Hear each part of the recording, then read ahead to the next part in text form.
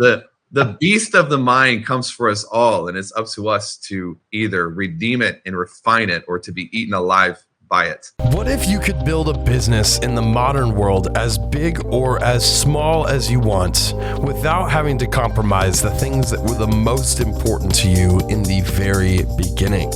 This is the Wealthy Consultant Talks Podcast with Taylor Welch and Mike Walker, as they share with you today their learning lessons from stories in their experiences over the past 10 to 15 years and share with you right here, right now. Let's get into it. What is going on, my friends? Mike Walker here. Welcome to another episode of the Wealthy Consultant Podcast. I'm excited to have you with me today because we are going to be diving into a topic that a lot of people shy away from. What is it? It is personal accountability. Personal accountability, my friends. It is what drives us. It is the operating system that dictates our thoughts, actions, and therefore our results. If you don't understand this one, you don't understand much. Dive in. I know you're going to love this one. Let's just pay special attention to this. There's a sneaky thing in my mind right now that I'm concerned with, and I'm starting to pay attention to it. Like a rash, I'm bothered by it. I am frustrated with it. I wake up in the morning, and this is one of the first things I think about. And when something happens that I don't like, it's almost an immediate instinct that I have. Instead of thinking about the thing that I don't like, I'm more interested and curious with where my brain is going with this default bug in the operating system that somehow has been allowed to grow in my mind. And the gift of this is that I'm aware of it. The curse of this is that you are not aware of it and you have the same bug. And so we're going to practice the gift of awareness, and we're going to work on this morning. Does that sound good? What a frame. What a frame. Yeah, intriguing. Take a moment and well done, sir. Well done. Celebrate the frame that I just laid. We're all super paranoid now. This is awesome. To see, like, even in an exhausted state, I control the realm of the mind like nothing else. The beast of the mind comes for us all, and it's up to us to either redeem it and refine it or to be eaten alive by it. Oh, what a frame! Jeez, what a frame! Coming in hot, y'all. Coming in hot. There's only 35 people on this call because the rest of them are losers. Oh my God. Send this recording out to people and let them know that. No, don't tell them. Don't tell them anything. All right. Here's the bug. I am increasingly aware that I think first about the justification. I make the excuse for why I'm not winning in an area that I feel like I should be winning. And if I don't catch this, my brain will concoct this elaborate illusion of victimhood, and I don't like it, and it's frustrating. I'll give you an example. There's a business, there's a skill set that I'm developing right now, and it's a business. And every time I don't see the result that I want to see in this business, the first thing that I instinctively think about is the reason that it makes sense that I'm not seeing the result that I want to see. The justification. Oh, this happens, and this happened, and this happened. And increasingly, I've noticed that if I don't catch this, I will concoct this environment like a hologram around myself that allows me to lower my standards because I'm justifying why I'm not where I'm supposed to be. And I've seen this happen with people in business. Oh, the kids are crazy this week. I've seen this in business when people are just like, well, we had a legal situation. I've seen this in business where people are like, well, we've just been traveling too much. And I think I've come to the hard edge of this bug in the minds where I'm finally beginning to purge it. And the way that I'm purging it is I am now listing out all of the justifications and the reasons why I'm not where I want to be and why I'm not where I should be. And I'm now beginning to undo them. I am labeling them false in the realm of the minds. There are people who go through extreme traumatic situations, and the same situation can happen to us both. And one person decides to rise on the back of it, and another person decides to write it down into the dirt. What's the difference? When someone hurts you, there's an instinct. It's before the conscious mind shows up. It's a subconscious instinct, and it depends on your rules. Your subconscious runs on currents, and the currents that run the subconscious are your belief systems. And there's this natural instinct response. If I come up to Leo and I'm in his office and I take my hand and I just start swinging it at him, the body's going to respond before his brain does.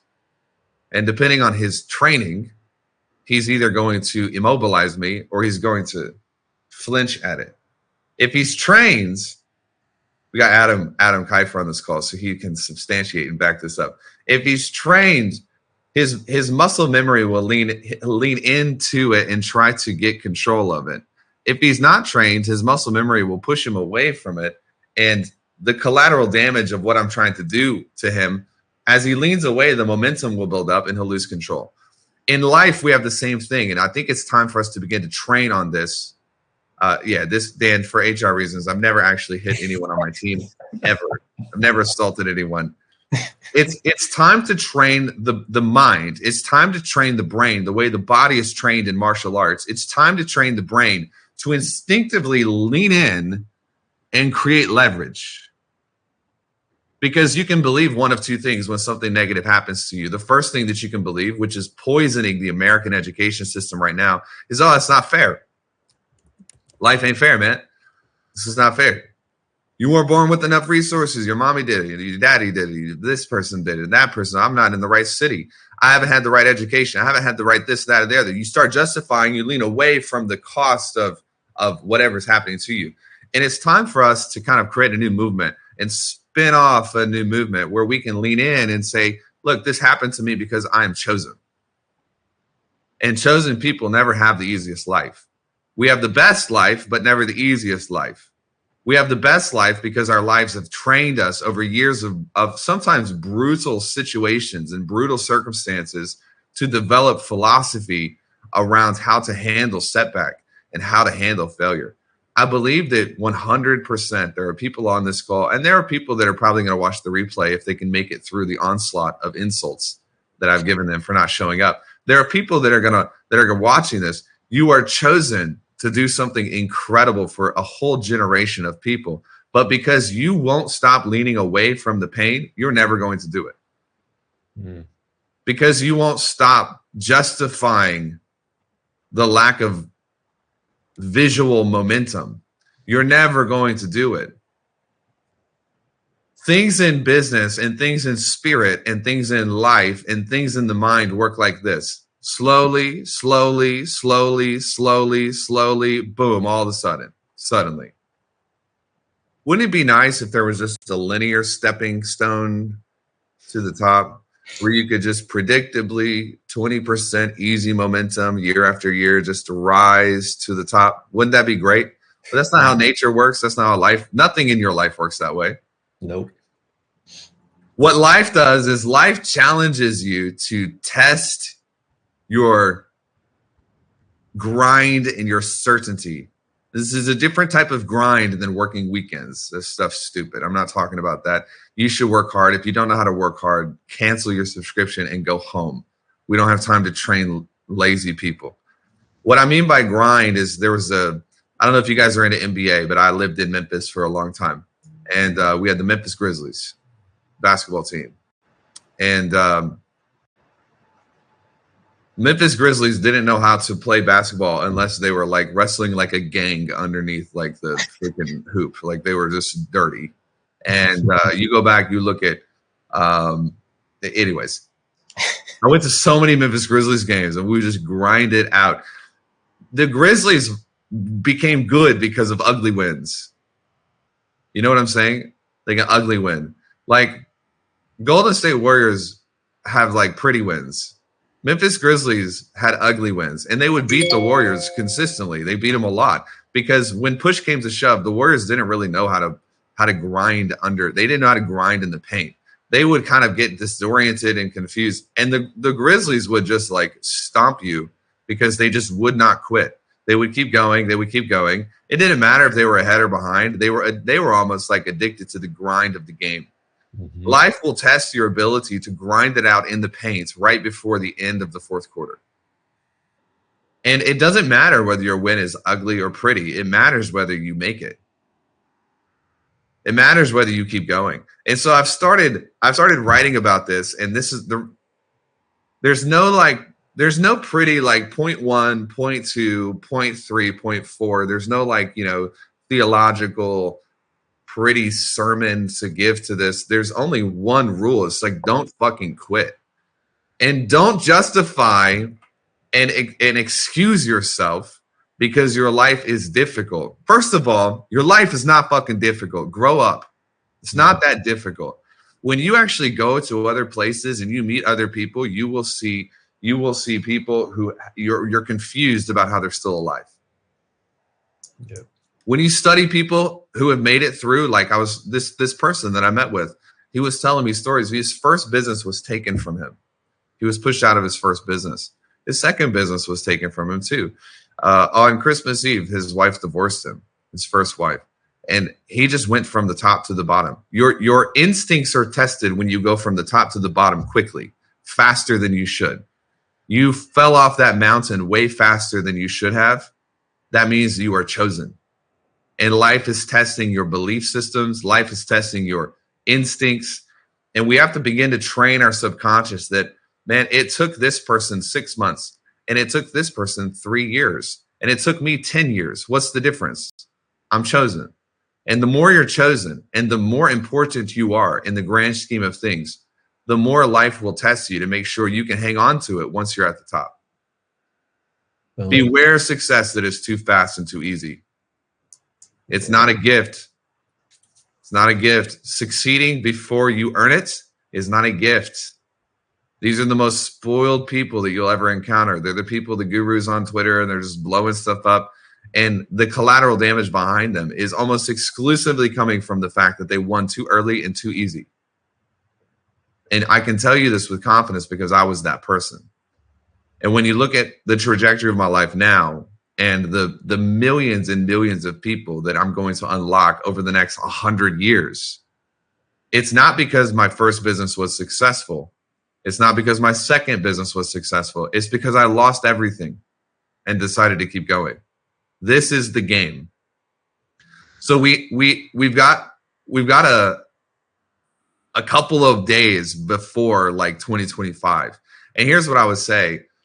As you prepare for 2025, spend a couple of minutes, not just listing your goals, but what are you willing to pay for them? Get that agreement set up front. How long are you willing to fight for them? It's a different frame and there's an energy here. I can instantly tell the power reserves of a person when they've counted the cost. If it happens soon, whatever. If it takes 10 years, whatever. It's like when you talk about my kids, and it doesn't matter how much time it takes. Like Kate's 5, Harrison's 1.5.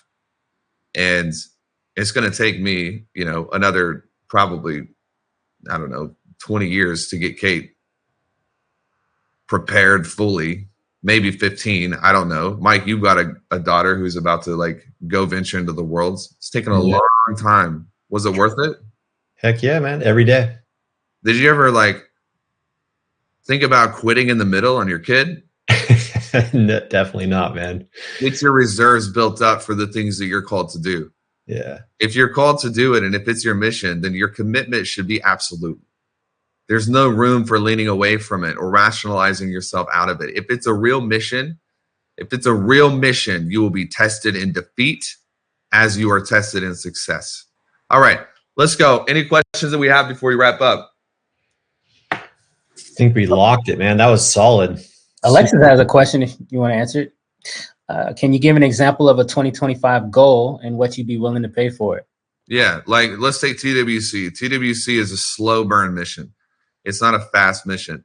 So if I look at my 2025 in terms of businesses and missions. So one of my missions is education. One of my missions is the consulting business, which is kind of education, but it's sort of not. I want to get education in 6th grade. Mm-hmm. not just higher ed, like here's how to make money. I want to teach kids how to read books, how to be obsessed with personal growth, and not just making money, but personal growth. Money is a byproduct of that. So I'm willing to spend probably 60 to 70 hours in strategic thinking time in terms of TWC. That's a very natural, normal, that's thinking time. That's not work time. That's thinking time.